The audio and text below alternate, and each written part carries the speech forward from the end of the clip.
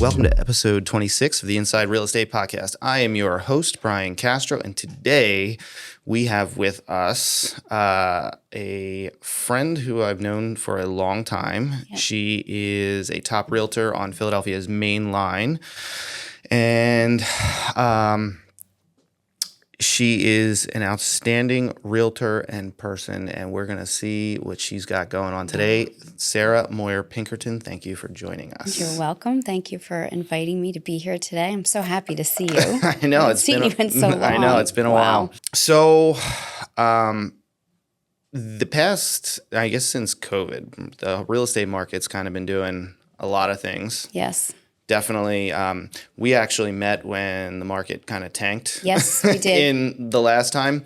And it's a completely different market than that was, but still kind of transitional. So why don't you give us from your perspective, what are we dealing with right now? What's going on in the real estate world? Well, we have all these National Association of Realtor changes because of the lawsuit. Thank God I work in Pennsylvania. So buyer agency has always been available. I think 1998, Pennsylvania put it into effect. Okay. So having designated buyer agency is nothing new. I think, sometimes I think these things get sensationalized. And, it's always been that, traditionally, yes, there's no law for it, but traditionally sellers have paid the commission for their own agent and for the agent that brings them a qualified buyer. So that's no different.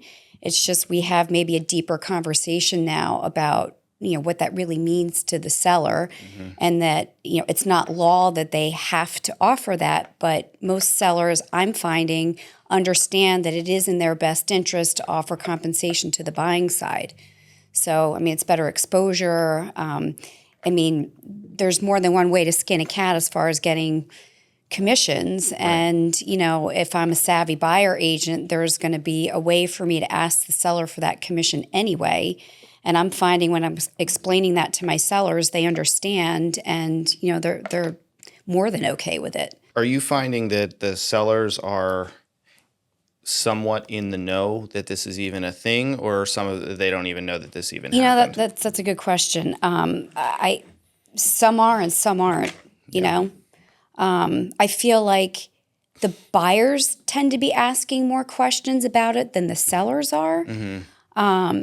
I guess in some ways it does affect them a little bit. It does, and I think, for the first time when you're explaining all the, documentation and a buyer agency agreement, an exclusive buyer agency agreement with a buyer, it's like for the first time they're asking the question like, really, I might have to pay your commission. I was like, you might. It's very unlikely. Yeah, I remember our paper when we would fill those out. Like there was always that section to put in their compensation, and we were always told like this is in the event that the seller is not offering commission. But I never ran into that situation. Right. But that line is more important now than it ever was. Right. I haven't run into it yet that the seller wasn't offering compensation. Yeah. And I think what's a really important message to tell the buyer is listen, if you want me to not show you any properties that aren't offering compensation, we don't have to see them. That's your choice and your decision. Or, if you want to see those properties, you're going to know which ones they are in advance. So you can make the decision. They're more empowered than they realize sometimes. Cool. But I don't see this as being a problem. So as long as you have the right realtor, you don't really have a whole lot to worry about. No. You just need somebody that knows what they're doing. Right. Okay. Yep. All right. So one thing I want to dive into a little bit is talking about the main line, right? So from people who don't live on the main line, they just think, it's a bunch of rich people, big houses, this, that, and the other thing. What is the main line really about? I think there's a variety of people. I think, yes, you're right. There's maybe a stereotypical mainline assumption. There is some money, but there's plenty of, normal, what I would consider to be normal socioeconomic statuses. I think of what unites the main line is I think that there's a deep culture in being educated. I think some of the way, in my perspective, the main line isn't like New York City money where, you go into Wall Street, you make a lot of money fast. I feel like mainline has been kind of built over, generations of doing the right thing, maybe being a bit more conservative, educating yourself, versus, too much too soon kind of a culture. And I think, it shows very much in the school systems. I mean, you really can't make a mistake as far as schools go from, Bala Cynwyd to Downingtown. Right. I think, as time goes, the main line's maybe been a little bit stretched a little further west maybe than it used to be. But I think that there's, a culture of supporting education, professionalism. I think because of all the universities and educational institutions, I think it kind of keeps a nice variety in the populations. It's not too old, it's not too young, it's kind of a nice mix.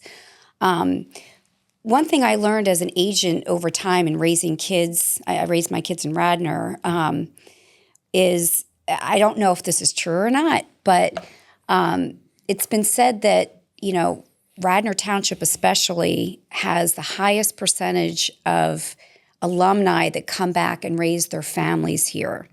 And I think it's probably true not just for Radnor, but the main line in general, and that, you raise your kids, they go to New York City, they go to California, they go to Colorado, but I think it's pretty common that they come back because it really is a nice place to raise a family. And, as far as like affordability goes, it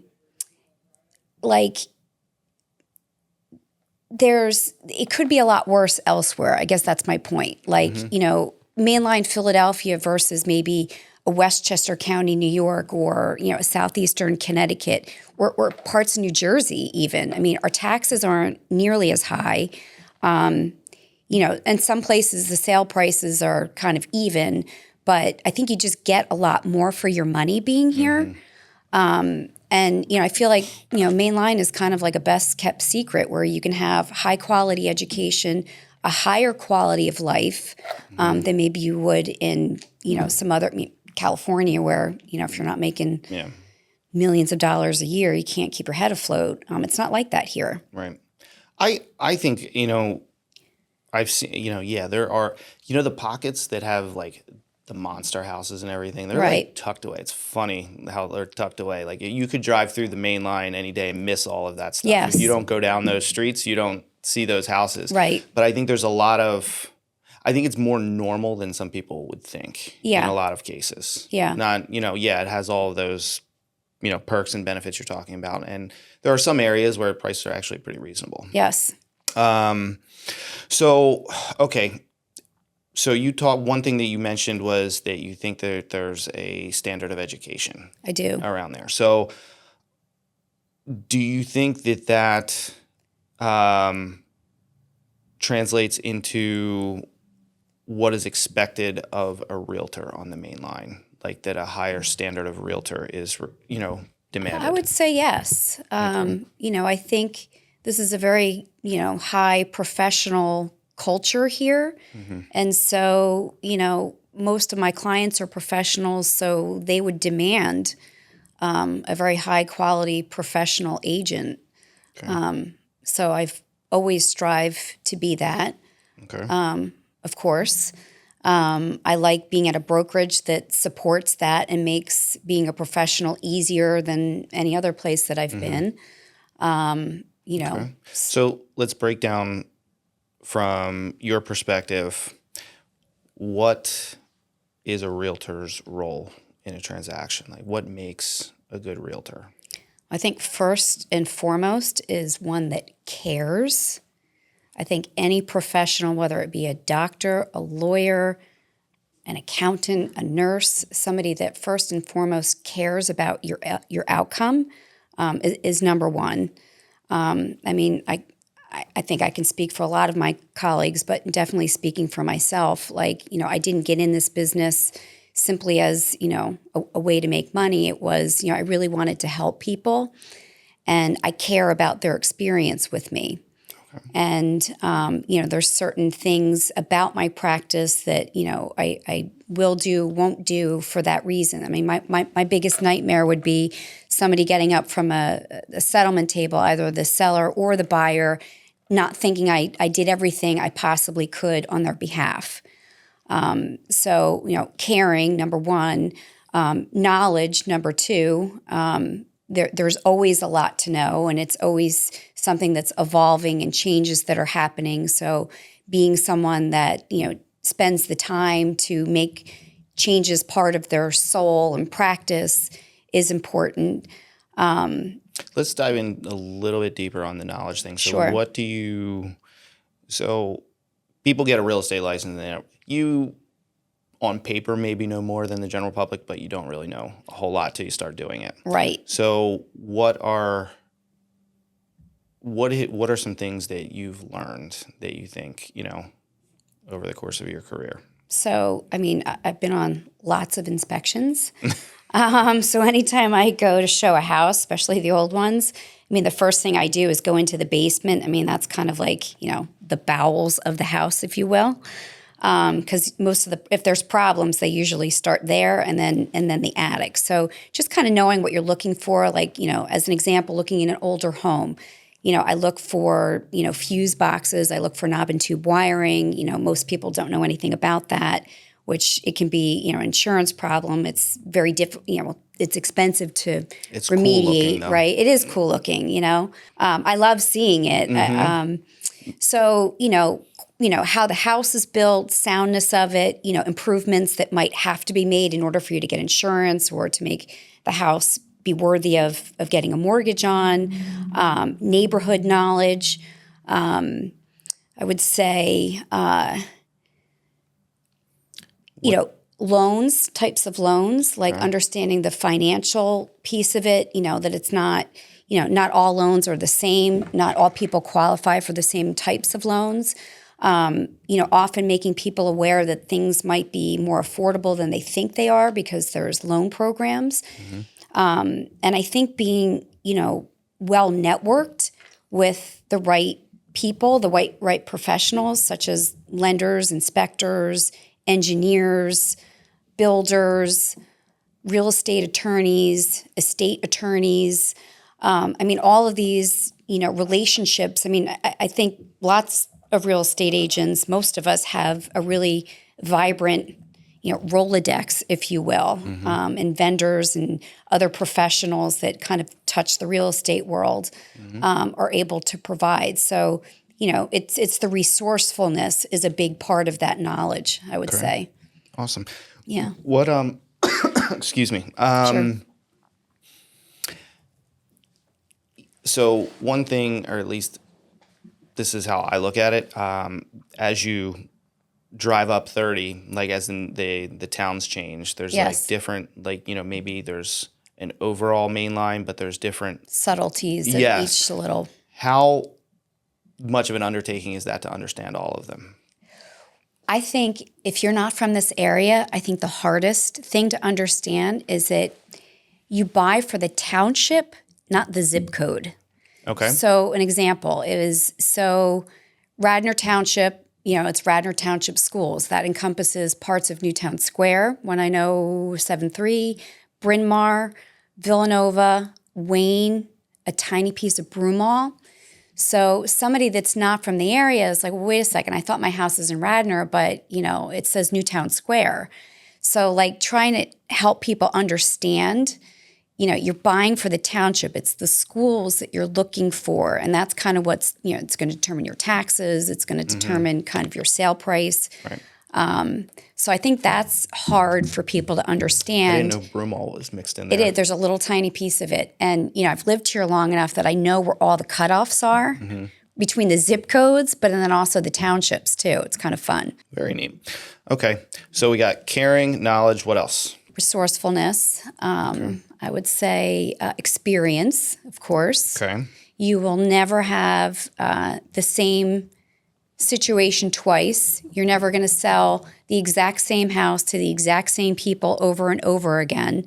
So I think what's interesting about this business is, as long as I've been at 17 years now, like there are oftentimes things that happen that I didn't expect or, has never happened to me before that, I'm still learning. I'm always learning. Always. So I always call real estate is the practice of real estate is a great anti-Alzheimer's prevention, right? You may have found the cure. Yeah. Okay, so under experience, you mentioned okay, you're never going to sell the same house and you're never going to sell the same house to the same people, right? Right.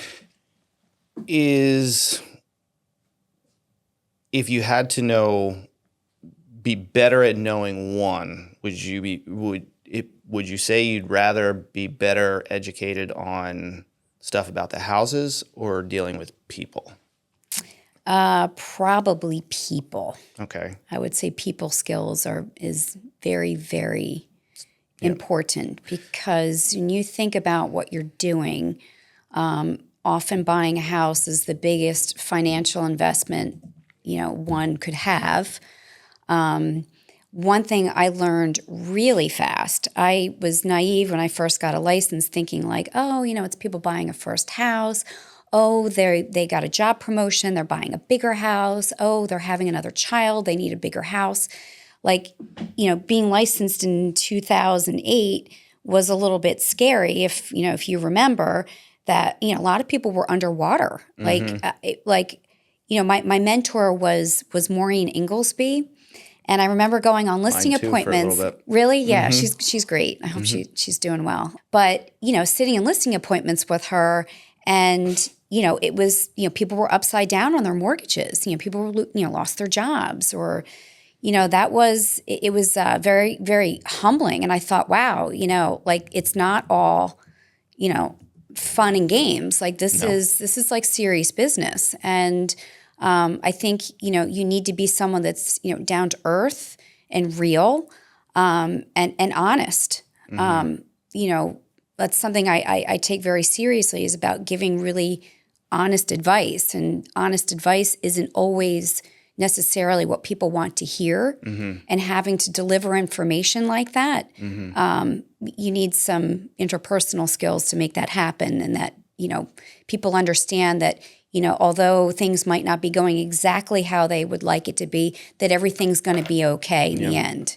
and that you're the person that's going to make it happen for them. So to stay on that, yes, to understand them and help them and guide them and all that. But how do people, meaning the general public, how can or do they affect a deal and things you might need to be prepared?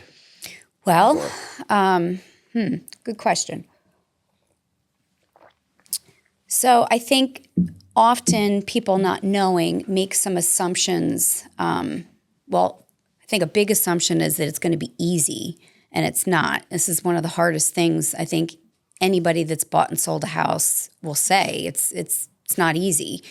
Right now especially, if you're a buyer, it's now is a really risky time to be a buyer. And, when I meet first-time home buyers now, they are scared, rightfully so.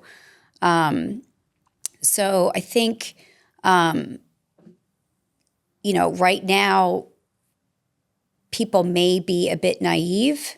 I think, often you approach things, if you don't know, thinking that it's, like I said before, that it's going to be easy, and it's not.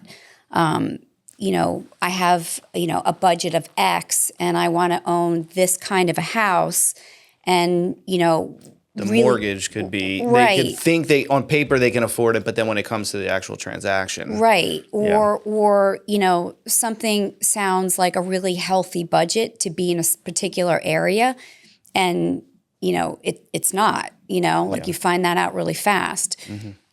So I think, there's always a learning curve for, the consumer especially. I met with somebody on the sell side that's going to be listing that bought an older home 8 years ago. For whatever reason, they didn't get an inspection. House was built in 1880s, and they had an engineer look at it, but I don't understand why they didn't get an inspection.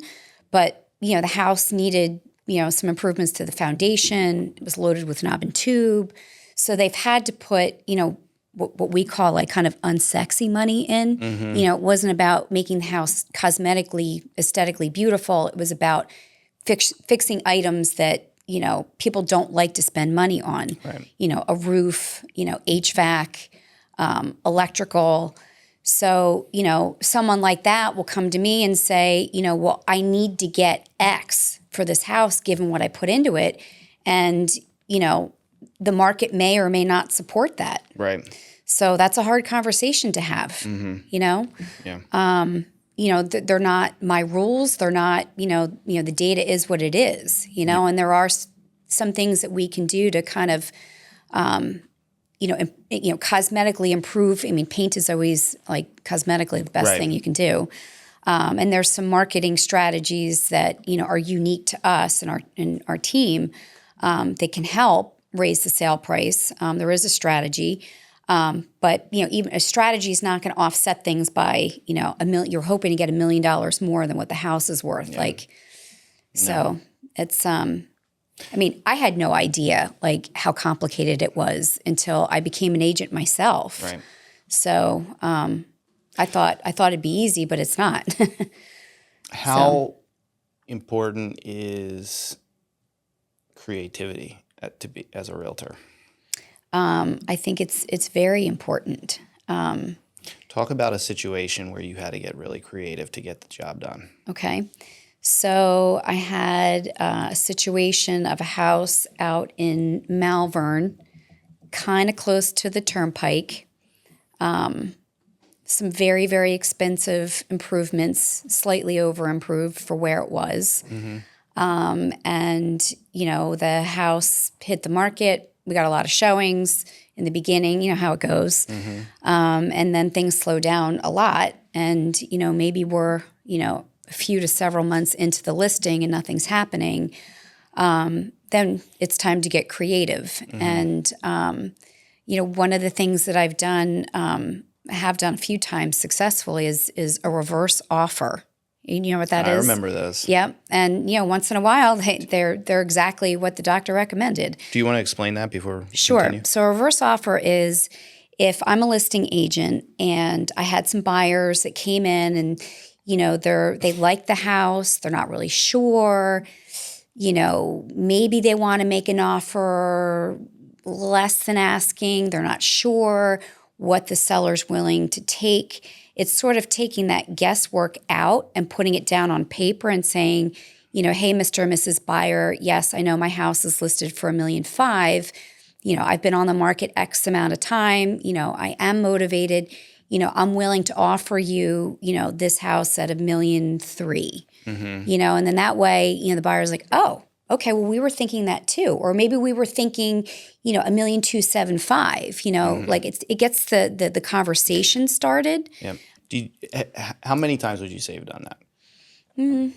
Less than 10. I did it once, and I remember delivering that offer, and they were caught off guard, right? You kind of like, at least in my situation, it was like we knew there was interest, but like they were kind of hesitant to make an offer, and we were like, hey, let's do this. I was kind of excited about it because I had just at that time, somebody told me about it. I was like, cool, let's try this out, see how it works. Yeah. And the agent was like, oh, Yeah. Do you think it's a surprise when you send those over? I definitely think it has been. Yeah. And we go back to having interpersonal skills is having, a nice reputation yourself and, amongst other agents. So if I'm somebody with, a great reputation going to another agent that's, experienced, I think you catch them a little less off guard. Okay. Maybe they're expecting it. Okay. So So have you ever done what I see some agents doing where if they need to find their buyer a house, actually go out into a neighborhood? I have done that. I have absolutely done that. I've done that more now than I ever have. Do you find success with that? Not yet. Not yet. But, I'm willing to put the effort in. Yeah. And I will say, when I say not yet, the particular buyer that I had to do this for, I didn't get, I didn't find her a house that way. But I did get my name out there, and I have been called. I think people see that if you're willing to go that extra mile. So I have had a few conversations with people that had called me saying, we're not really ready to sell right now, but hey, we appreciate your effort. Wow, we've never had that happen before. And the difference between me making that move versus maybe someone else is that it was a handwritten note on my own stationery, so the people know it was. It was genuine. Yeah. It wasn't me out marketing for listings. It kind of organically maybe happened that way. Those were not my intention. Does it help when you're doing that if you bring a furry four-legged assistant with you? Oh, I do have a very cute four-legged. I'm glad you asked. His name's Eddie. Eddie's always a help no matter where I am or what I'm doing. My little shorkie, he's 7 pounds. He's adorable. That's cool. Yeah, no, I think having a little dog disarms you a lot, for sure. Very cool. What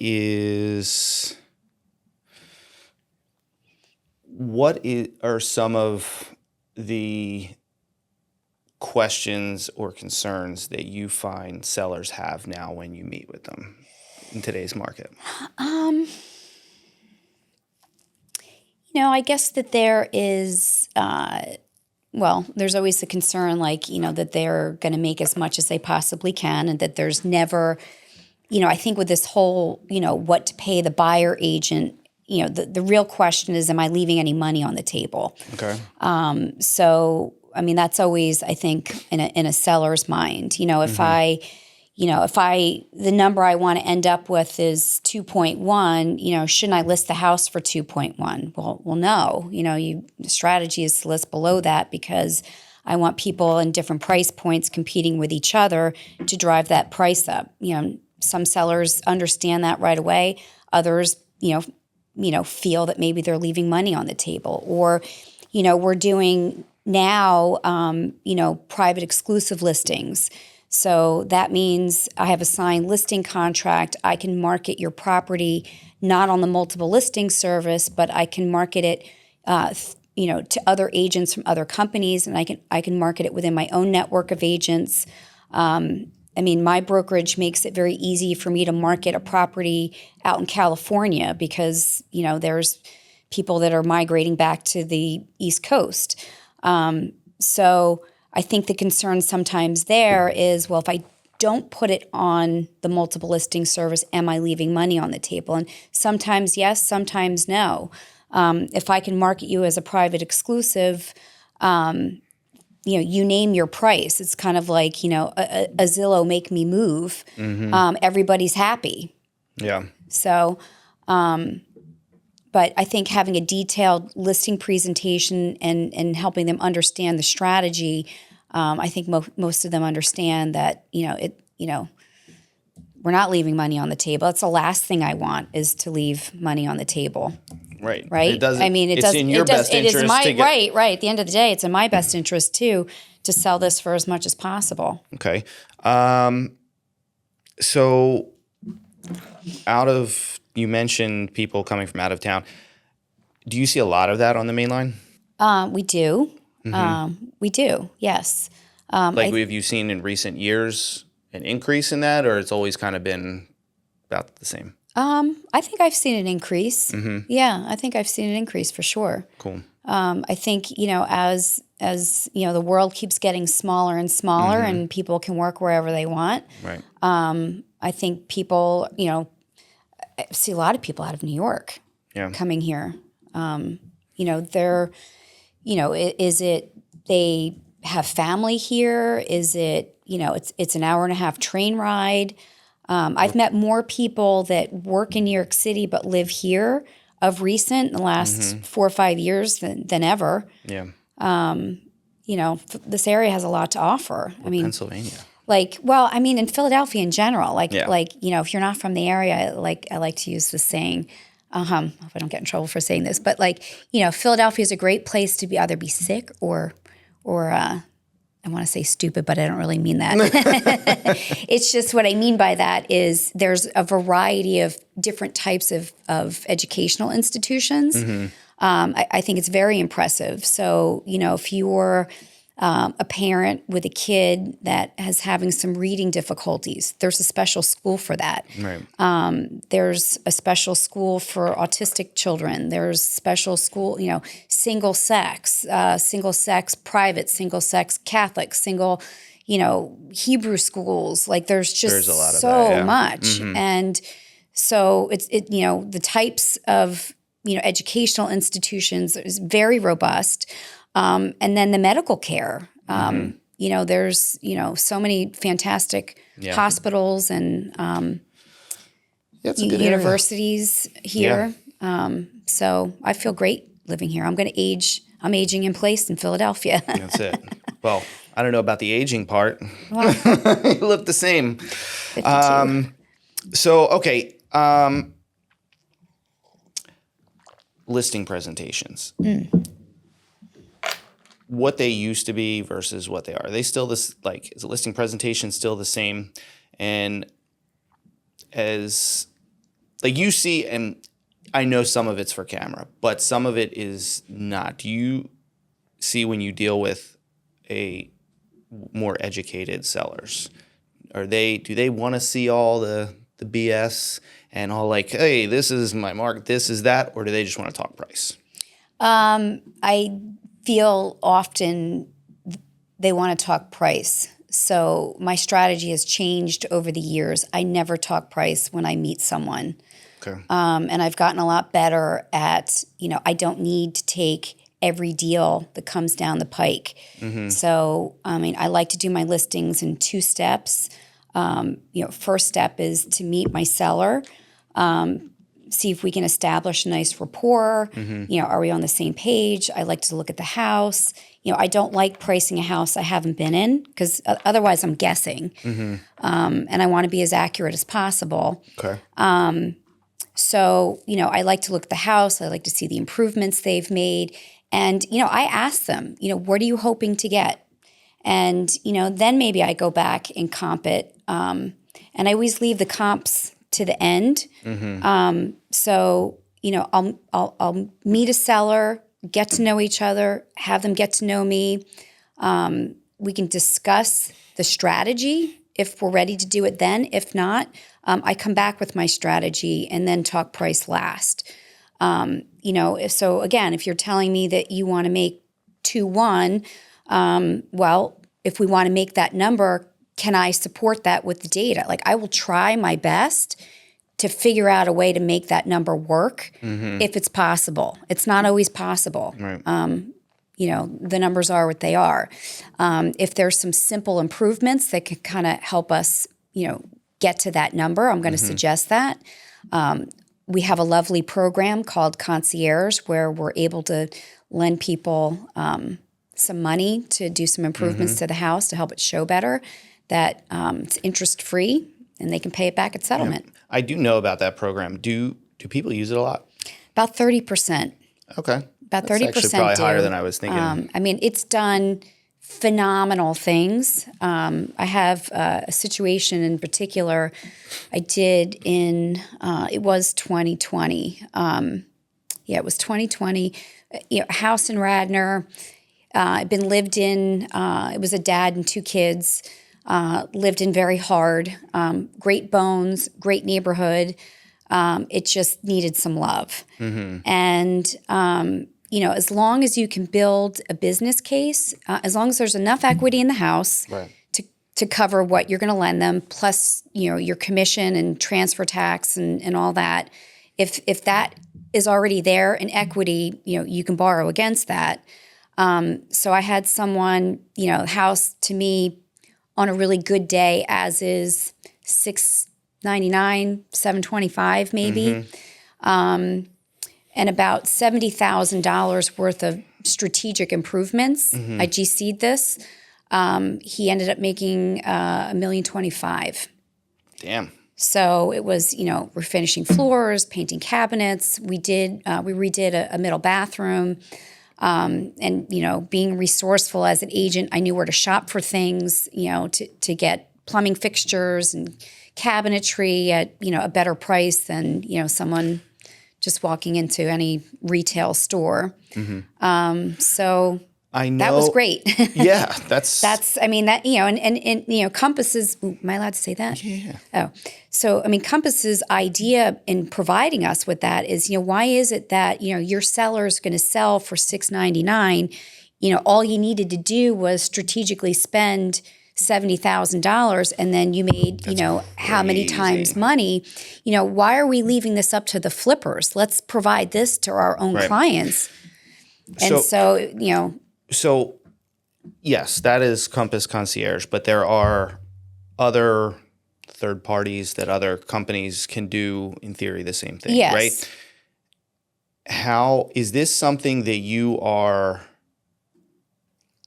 presenting often? Like, what's a scenario all the where time, every time? So you let them know that this is available yes. to them, okay? Yes. And in how many cases that example would sell me on it. Yes. That's excellent. Yep. How many cases, like out of 10 sellers, how many could benefit from it, do you think? Everybody could benefit from it. Yeah. Excuse me, like every house, no matter how perfect it is, can use staging. Okay. It really. So you can utilize this for staging as well. Yep. Okay. Because lots of buyers are making offers non-contingent on inspections. Mm-hmm. I always encourage the seller right now. You're more likely to get an offer without an inspection contingency if you've already done a home inspection. So if something comes up on that home inspection that they weren't, expecting, concierge funds are great. Yeah. No, so everybody, I present it to everyone. I have somebody right now who, they're paying 2 mortgages. They bought another home and they're in the process of fixing up the house I'm going to list in the spring. They're financially fine, but this is just a little cushion so that it makes it a little less stressful. Right. If there's one thing that I could do for people, because I do care, is if I can take something normally very, very stressful and make it a bit easier in any way that I can. That's the beauty of Compass. That's kind of the whole culture, is making this, easier, streamlined, and more profitable for our clients. Okay.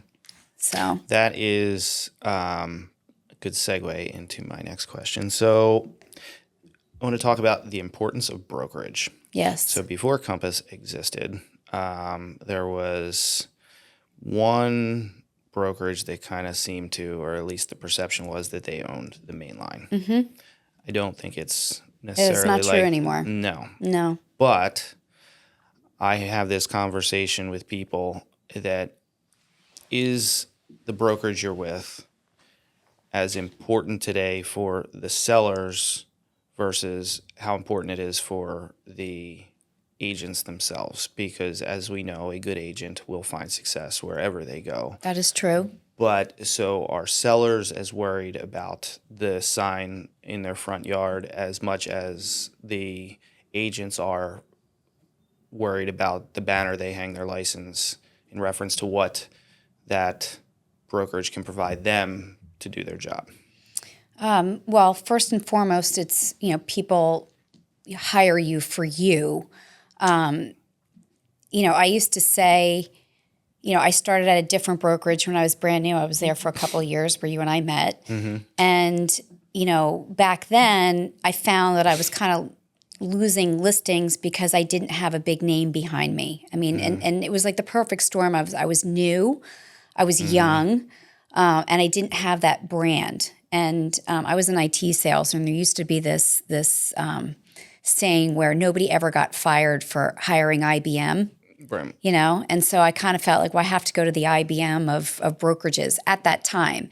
And I did notice a difference in my business. And when Compass came to town, and everybody started jumping ship, It wasn't about, Compass offering more money. It's just they were offering a culture that supports your business and wants to see you be successful. It was less of a focus on them making money as a brokerage and more about empowering their agents and helping their agents to be happy. And if I'm happy and you're my client and your agent is happy and feels supportive, how do you think that affects you in a positive way, right?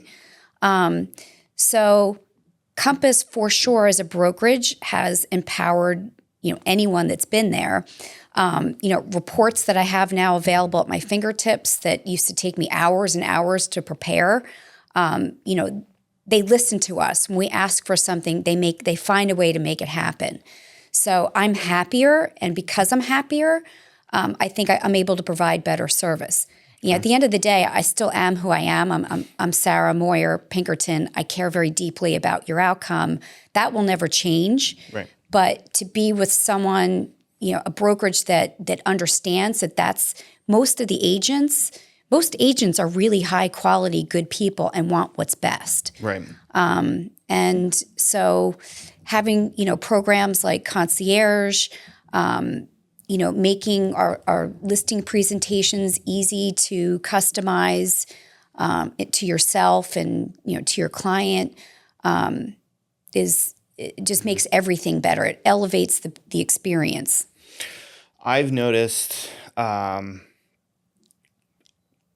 Compass's offices are very nice. They are very nice, yes. And I think that is probably a perk too when you have to bring clients in, that type of thing, providing experience for the client.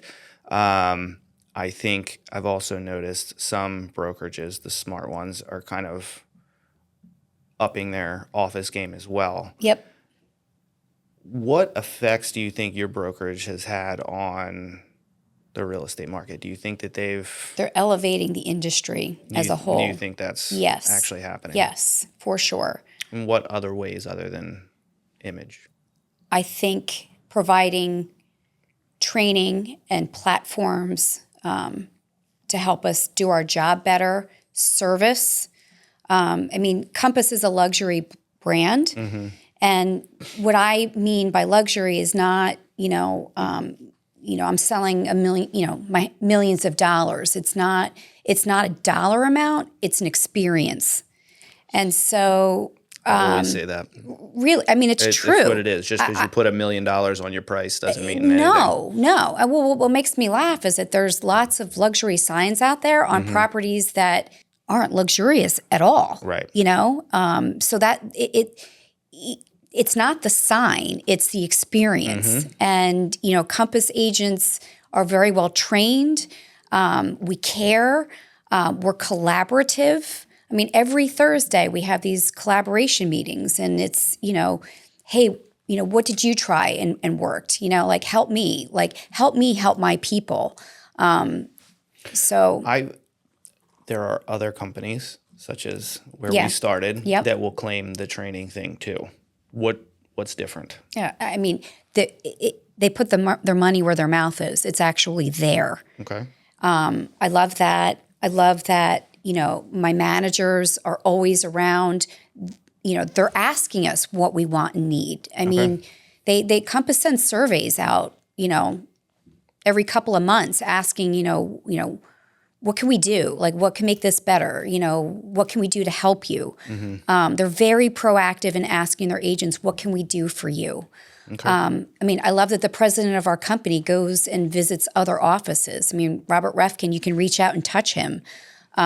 He's not some man that sits in a big office somewhere and isn't available. If I wanted to speak to him, I could, that feels really good. Yeah. So, I will say I like my business more now than I ever have. And I think it's being in the right place. Okay. That's good. So. Okay. So let's get into marketing for a second. Sure. So one thing, open houses. Do you still do them? I do. Okay. Does the Brokers Open still exist? Well, interesting you asked that because of our private exclusive platform, we now are doing caravans remember that word, caravan? Oh yeah, lunch Tuesdays. We caravan on Thursdays, 11 to 1. So we go to all of our, they're either just regular open houses for brokers or they're private exclusives. Yeah. So we're bringing that back. I think food is kind of a waste still. Oh yeah, but you want to attract a but bunch of we got to realtors, try. feed But them, I right? still feel like I always feel bad when I'm walking into a broker open and nobody ate anything. So I'm always the agent's like, oh, I'll eat something, Totally. But yeah, no, they're open houses are good, and especially right now with buyer agency contracts needing to be signed in order to tour houses. I mean, it's a way for a buyer to go and, pick their agent, kind of get their feet wet in the market and what their money can buy. Are you doing anything different than or unique in an open house that you run? It depends on the house, It depends on the house. So, Okay. You need to advertise the heck out of it. So that's always important. Social media is a big deal. I think, what I like to do is I like to do a neighborhood exclusive open house, like before it hits the market so I can because often. Pick your neighbor. Yeah, well, pick your neighbor. But, often it happens where, if I'm having a Saturday, Sunday open house, a lot of the people that come through are the neighbors anyway. So let's just get all of that, make them feel special, give them kind of an intimate experience with you. I mean, it's good for me because I may meet another seller that way. It's good for the neighborhood to know that there's somebody representing, somebody of high quality representing, a home in their neighborhood, which affects them. So, I like to do that. I think that I make that a common practice. Yeah. So, are you doing anything outside of like the normal stuff for marketing? the normal stuff. What do you consider normal stuff? Photos. Mailers. Like I'm doing all that less. kind of stuff. I'm doing more social media now than I used to. I just feel like mailers. I mean, I throw most. I don't know about you, but when I get stuff in the mail, I just throw it out. If I do a mailer, what I'm trying to do is, it's time consuming. Handwritten notes. Like as I'd mentioned to you before, yes, I did go out canvassing a couple of neighborhoods where, my buyer had lost a bidding war with, and I got better responses from a real handwritten note than I would from a flyer like, hey, this house sold, and all of that's so like deceiving. You get something in the mail that's from an agent that says, this house sold in your neighborhood. It's, the idea is to make you think like it was that agent that sold it when really that's like free data to use, So it's kind of, I just don't want to associate myself with that. Sure.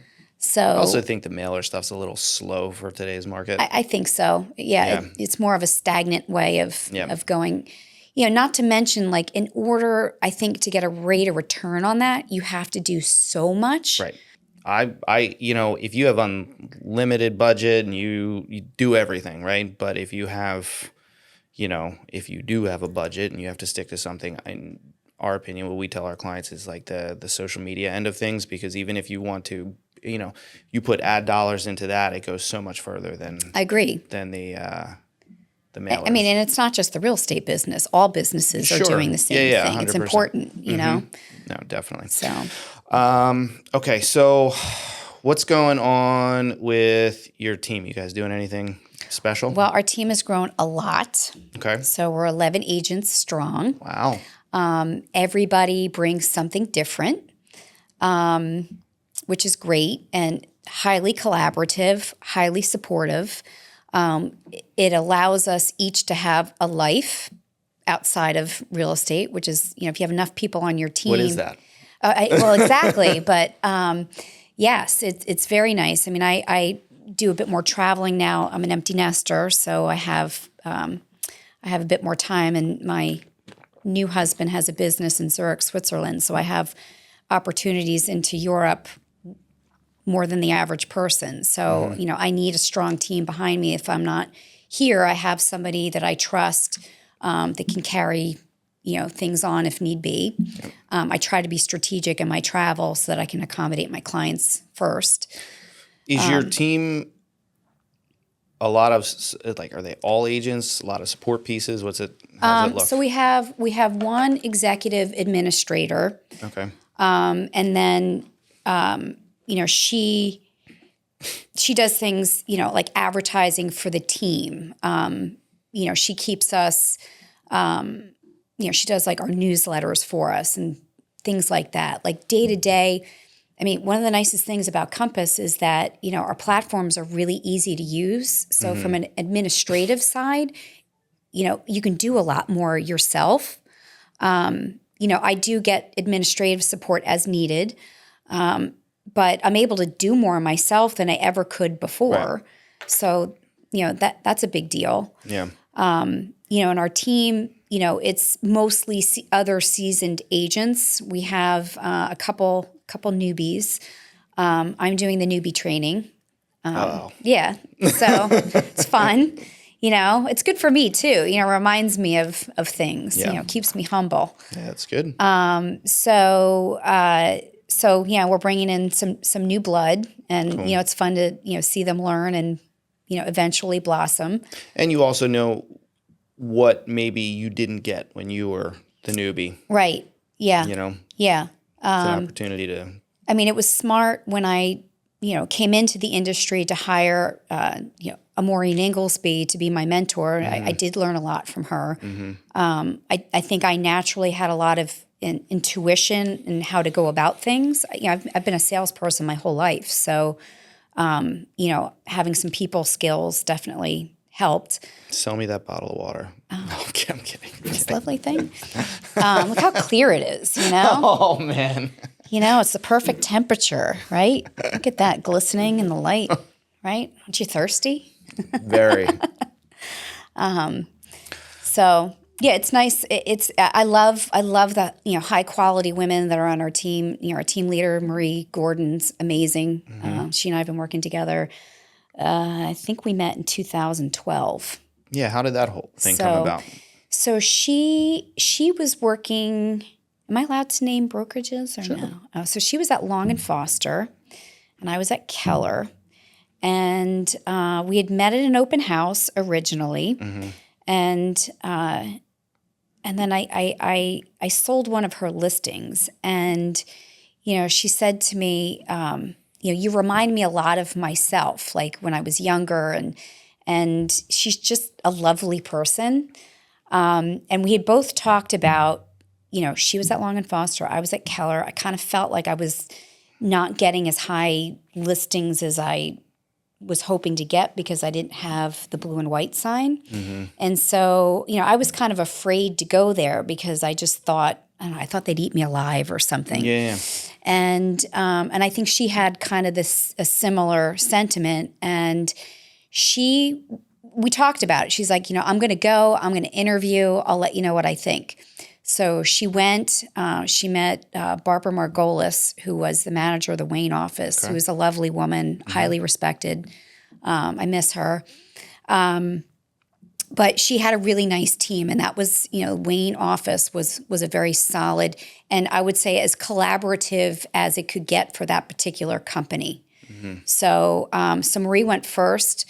About a month ahead of me, she said, everything seems great. I'm happy. Why don't you come and meet Barbara? So I met Barbara, and I liked her. And, I didn't want to go onto a team where, I'm under someone else's name and I'm going to get buried and branded under that name. Mm-hmm. And Marie, being who she is, said, you know what, let's do, a joint venture. It'll be our team. And I knew I was strong enough that I would be, successful in my own right. And I think people join teams and assume that, the team leader is going to be feeding you leads the whole time. And it really doesn't work that way. Eventually, and we're kind of to the point now where we are sharing, something that may not be appealing to me might be better for someone that's a bit newer, and a little hungrier than I might be in the moment. And then we work together on it. Mm-hmm. They learn something from me. we share the wealth, right? Right. And I would say as a team leader, Marie, I'm grateful that we're together. She cares about her team. She, is proactive in, using our marketing dollars as wisely as possible to benefit all, not just her. So you guys are actually a team, We are and a not team. just, hey, I have a bunch of agents under my name, and We are absolutely what a team should be. Good. And I'm very grateful for that. And that just makes me stronger and happier. Yeah, definitely. Now, you mentioned something that you guys are working on in reference to seniors. You want to talk about that a little bit? Yeah, so I'm still learning a lot about it myself. So Compass has a program, it's called Compass Plus, and it's the brainchild of Ruth Refkin, who is Robert Refkin's mother. And, there's navigating, aging is from a health perspective is hard enough as it is, So Right. we're looking to create a channel for, elderly people to, have high quality agents that, are able to give them sound advice as far as what their next steps could or should be. Whether that's, making improvements to an existing home to allow them to age in place, or, to create a plan of, where to go next for assisted living, 55 plus. Yeah. So like you said, you're still learning, but like, what is that actually?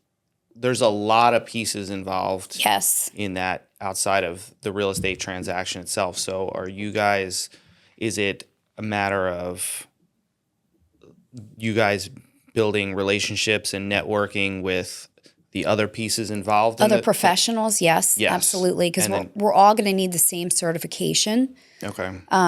So yes, it's part of it is, upon hiring us to make this happen, you're hiring, the breadth of knowledge that we have through our network and other professionals that, a state attorney, medical care. So let's say I'm like 80 and I'm moving into a new chapter, for myself. So I would call you and you're like, hey, we got this plus program and this is how we can help you. And then it just kind of goes back to what you were talking about before, taking stress out of it for them. Right. Very it's important. not, I don't think any of it's going to be easy. Especially at that, because, often what happens is that, you have aging parents that live somewhere else. You're living in California. Like how stressful is it on, the children that don't live there trying to help their parents to move on? Right. So how nice would it be that there's a network of people out there that you can reach out to that can, can essentially relieve you of that duty, somebody you trust to help get their parents into the right place. Yeah. Now you guys are acclimating to this right now, but is it already in place, like company wise? It's or are they still building this out? We're still building it out. Okay. We're kind of, so there's a retreat in November in Charleston, South Carolina. So there's going to be a meeting there about it. So I'm looking forward to that. Interesting. I have an idea of the training. There's going to be a little bit of cash output to get the certifications fine. All professional certifications require, sure. Consistent education and, so it's being developed. Compass as a brokerage is the first one to, attack this in a strategic, meaningful way. And, I'm happy to be part of it. Okay. We're trailblazing. Oh, yeah. Very cool. Okay, so we're coming up towards the end. So I want to address buyers and sellers. But so for a seller right now, what would a message be that you would give to sellers right now in this market? The value has to be there. I will say what we've been noticing is, kind of people coming out of the gate at a really high number because they think they can get it, but the value may not be there. We're starting to see some reductions. So the strategy of, the listing price, which is not the sale price, it's your strategic, somewhat arbitrary-ish number to help you get to what the sale price you're hoping for or wanting to get. So value has to be there. So I can't overprice my house, $500,000 because, as far as I know, the market's hot. The market is hot, but the value still has to be there. Yep.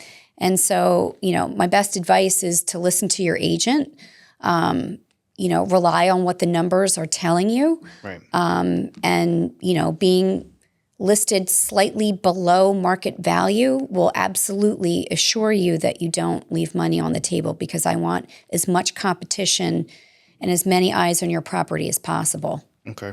And just one thing on that. So when it comes to prices, so even, like I said, I think Westchester area is very similar to the main line. Yes. The good properties, they're still going like hotcakes. They are. Right? It's the ones that are either overpriced, as you're mentioning, or the ones that are kind of junk. Yeah. Those are the ones that are starting to sit. A lot of agents keep saying, oh, I think I'm seeing this major shift, and I don't think that's the case. I think it's just, mentality for some people is 6 months to a year behind, and they're thinking, it is the way it was. So it might be changing a little bit. For the main line, is there a price where stuff is sitting, or is it just a factor of, did you price it correctly? I mean, I saw stuff in the 2 million range that was still flying off the shelves. So does it get to a price point where it's like, doesn't matter what you're offering at that price point, it's still going to sit a little bit longer? Yeah. I mean, anything, 2.5 over 3 is still a longer cycle for sure. I mean, it's a numbers game. The audience for that is smaller. I mean, Who is your audience for a $3+ million house? It's, 0.5% of the population that can afford that. So that will always be true. I would say, Lower Merion, Radnor, TE, 1 to 2 million is still very hot. It slows down a little bit at 2, 2.25. And I would say 3 is a bit longer of a sales cycle. Yeah. Cool. All right. And for buyers, what Yes. message would you leave with buyers? Time to put your big boy pants on. No, I'm kidding. No, we can cut that out. We're not. We're not? No. Probably not. Okay. So just, be prepared, Yep. I think the most important thing as a buyer is to take the time offered by your agent to educate you in how to move forward. So what I mean by that is, okay, your budget's $500,000, and we're looking in Havertown. Like that's a nice budget for Havertown, but it's going to be highly, highly competitive.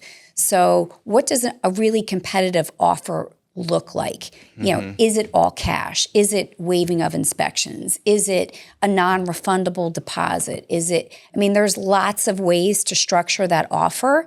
And I think, if you understand that your agent has a strategy to help you get what you want, it's going to be a combination of risk and reward.